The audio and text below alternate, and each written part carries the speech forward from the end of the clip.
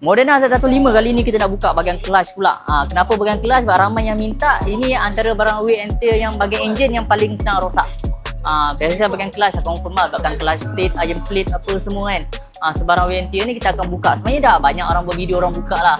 Tapi aku pun dah malas nak buka sebenarnya. Tapi dia bagi orang minta lagi untuk buka. So kita buka je bahagian clutch motor Moderna Z15. First macam biasa buka bahagian cover set belah kanan dia ni, beratas sampai belakang sebab dia sekali. Betul? So tarik je and then kita buka ni pula. Jom kita buka pula.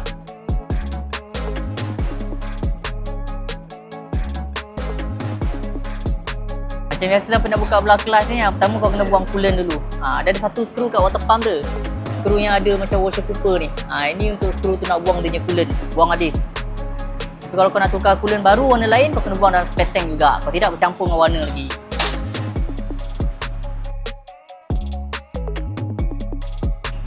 Apa ketat?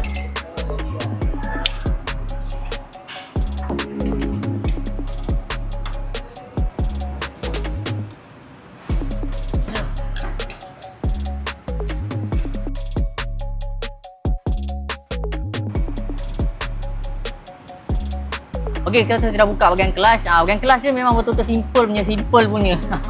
Dah ada oil pump, ada primary, batu clutch plate, iron plate, bahagian clutch dia itu sahaja.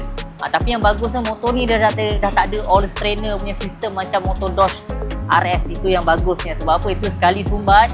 Contoh kau punya tensioner guide tu makan, tersumbat habis, jam habis semua. Tapi motor ni pakai jenis yang jaring oil filter bawah. Betul dengan oil filter. Itu yang bagusnya motor ni sebenarnya. Dah upgrade. Kita buka dulu bahagian clutch plate tu.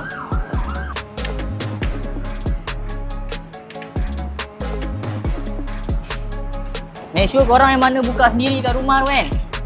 Ni kau kena jaga. Ni tebal kurang sikit risiko. Tapi ni datangnya senang pecah tau. Make sure yang buka ada silang. Kiri kanan atas bawah ada silang. Sikit-sikit. Jangan buka habis. Lepas tu buka habis. Takut bagi impact ni senang patah. Mana-mana motor sistem macam ni senang patah. Buka. So kau tengok dia pakai 5 keping clutch plate macam biasa. Wah bersih. Ini kalau setiap hari motor aku buka semua enjin bersih macam ni kan best. Bersih, tenang hati aku. Ni ada washer jangan lupa. Okay, so ni ada marking. So make sure kau pasang nanti ada marking balik sama dengan marking dalam ni. So semua copy balik. Okay, clutch plate dia 5 keping. 5 keping. Iron plate dia 4 keping, 5 keping lebih kurang je lah. Jom kita buka balik. Okay, alright. Okay, dia punya clutch plate. Clutch plate dia dengan iron plate. Clutch plate dia macam aku cakap ada sama dengan 5 speed 125. Kalau kau ukur memang betul ngam-ngam sama, ketebalan pun lebih kurang sama kalau tengok mata kasar. Sama dengan LC 5 speed. Dia punya iron plate pula pun lebih kurang sama dengan LC. Memang sama, bukan lebih kurang, memang sama dengan LC 4 speed. So memang ngam-ngam dengan LC 4 speed. Memang sama habis. So tapi sistem dia kadang lebih kurang macam motor S1M punya sistem ada agak ni, dia punya mangkuk ni sama macam RS pun sama agak. Tapi kalau ni, tapi lifter dia lain sikit lah, lifter tebal sikit. Ni bearing lain sikit. So ini barang yang biasa senang makan clutch plate, iron plate dengan housing kan. So housing ni aku rasa dia ni kot. Aku tak tahu sama motor apa, aku tak tahu lagi. Pada benda tu jarang rosak, melainkan clutch plate kau betul-betul makan habis, housing akan makan. Tapi biasanya clutch plate akan makan dulu. So clutch plate kalau saya tahu sama dengan motor LC 5 speed.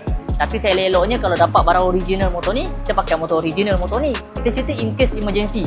Tak semua bengkel yang sediakan barang-barang semua motor. So oil pump dia kecil sikit, tak sama macam RF apa semua. Ni dengan dia sahaja. Tapi korang tahu sama dengan apa, aku tak rasa sebab aku tak ada masa aku nak buka ni. Sebab aku ada kerja lain je lagi. Okay, right. So aku rasa apa yang aku boleh simpulkan motor ni dari segi barang wear and tear dia mudah. Tayar, sport rim, disc, brake pad semua mudah. Macam kebanyakan motor yang ada dekat jalan. Bahagian clutch apa semua mudah sangat. So tak ada benda yang nak risaukan untuk kalau kita nak pakai motor Moderna Z15 ya. Yang aku risau je satu je lah sebenarnya. Bila korang dapat motor ni, lock tak ingat dunia. Gitu je. Motor ni kalau long distance, kau lock ni, kau setting sprocket dia cun-cun apa semua, tukar air filter, buat sikit je cukup lah kan. Motor ni power dia. Kadang aku tengok video siapa orang pergi sampai 1.5 lebih GPS tu, standard. Gila tak gila? So settle lah, kau sudah settle lah untuk motor Moderna Z15 ni. Next kau rasa nak motor mana lah yang kita nak try godek-godek. Kita ready, tengok check barang wear and tear dia sama dengan motor apa, kita bedah. Next motor apa, boleh beritahu tak? So try komen kat bawah.